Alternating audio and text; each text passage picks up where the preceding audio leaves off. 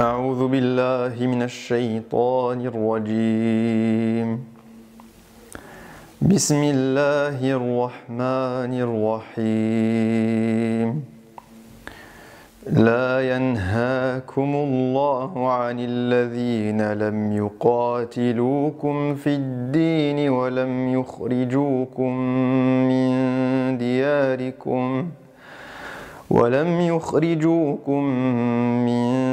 دياركم أن تبروهم وتقسطوا إليهم إن الله يحب المقسطين. الحمد لله رب العالمين والصلاة والسلام على أشرف المرسلين. Assalamu alaykum. Nous sommes aujourd'hui avec le verset 8 de Sourate Al-Mumtahana. Ce verset arrive dans un contexte assez particulier, le contexte d'un certain nombre de croyants, de compagnons qui suivent le prophète sallallahu alayhi wa sallam, mais qui sont au début de leur foi. Ce sont les premières années de l'islam et les compagnons se posent un certain nombre de questions, en particulier de leur relation avec les non-musulmans. Et ce qui est intéressant, c'est que ce verset vient répondre à une question des compagnons ou un comportement des compagnons qui finalement est assez proche de notre contexte actuel en tant que musulmans de France. Pourquoi ? Parce que ces compagnons fraîchement musulmans se rendent compte d'une chose, c'est que la grande majorité de leurs relations, des personnes qu'ils connaissent, des personnes avec qui ils ont l'habitude de passer du temps, que ce soit leurs parents, leurs voisins, leurs collègues, etc., eh bien, sont en réalité non musulmans.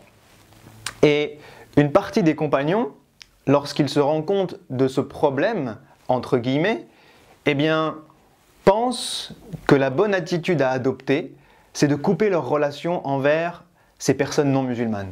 C'est d'agir envers ces personnes non musulmanes d'une manière différente de celle dont ils avaient l'habitude d'agir avant d'être musulmans. Et ce verset arrive pour corriger cette mauvaise compréhension de la foi. Et Allah subhanahu wa ta'ala ici commence en disant « La yanhakum ».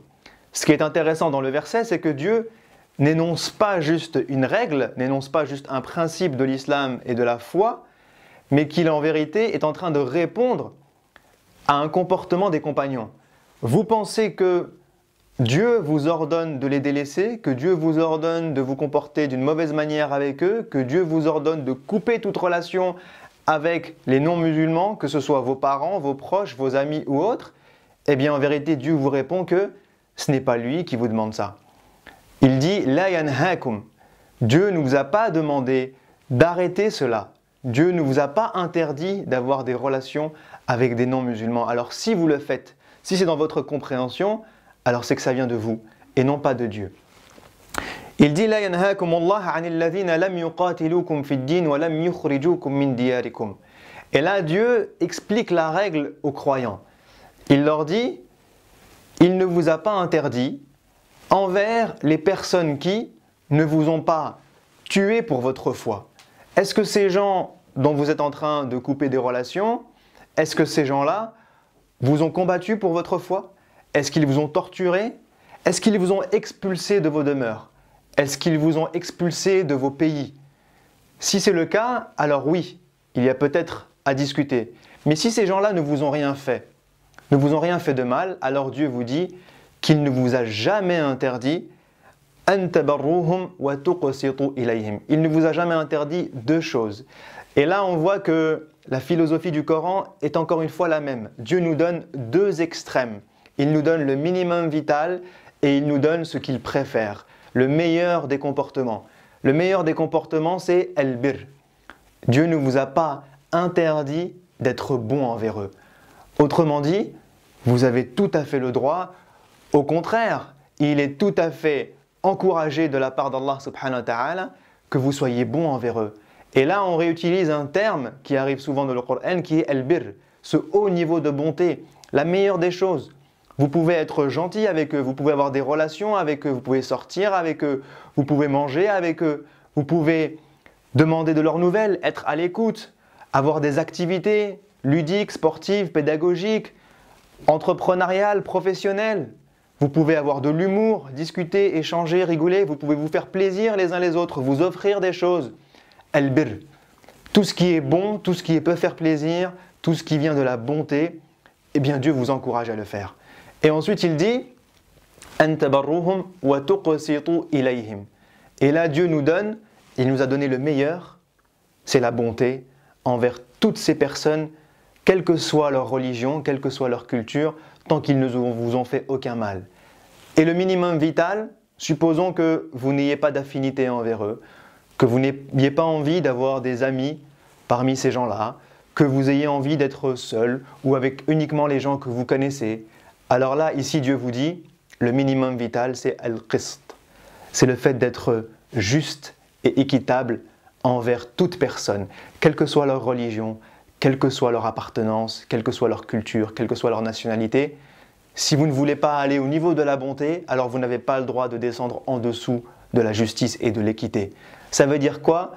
Ça veut dire qu'aujourd'hui, il y a des gens qui croient que parce qu'une personne est non musulmane, alors j'ai le droit de parler dans son dos, que j'ai le droit d'être injuste envers elle, que j'ai le droit de mal la regarder, que j'ai peut-être le droit de l'insulter, ou de la voler, ou de la tuer dans certaines compréhensions erronées. Eh bien Dieu vous dit, vous n'avez pas le droit. À partir du moment où ils ne vous ont rien fait, vous êtes obligé d'être juste.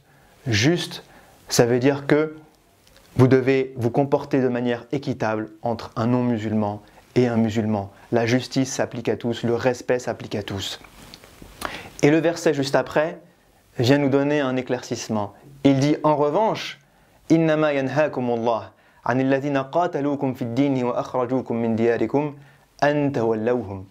Il dit en revanche, effectivement, si des gens viennent à vous tuer, à vous combattre avec des armes, uniquement pour vous priver de votre liberté de culte, de votre liberté de conscience, de votre liberté de foi, ou que des gens viennent vous expulser de vos demeures, vous priver de vos biens, de vos familles, vous faire du mal physiquement, alors là Dieu dit, effectivement dans ce cas-là, Dieu vous demande de ne pas être leurs alliés.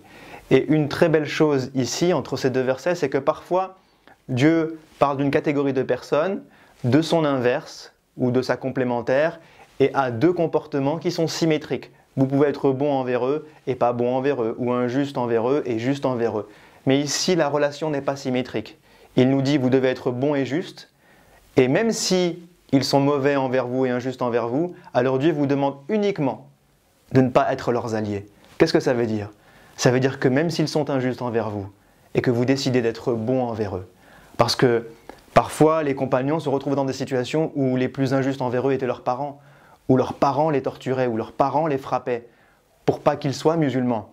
Mais si vous décidez de pardonner à une personne qui est injuste envers vous, eh bien Dieu, encore une fois, vous encourage à le faire.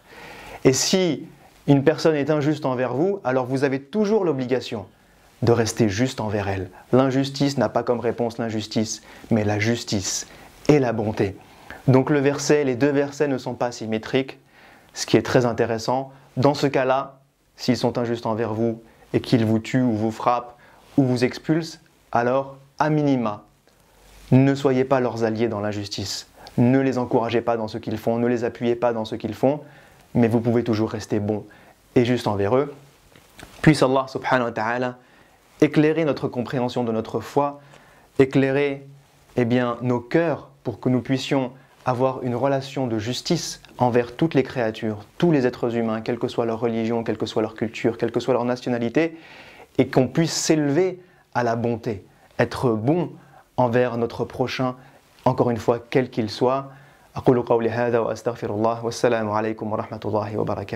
prophète sallallahu alayhi wa sallam nous dit, celui qui montre un bien aura la même récompense que celui qui l'a fait, qu'Allah vous récompense pour le partage. N'oubliez pas de nous suivre, des nouveautés chaque semaine.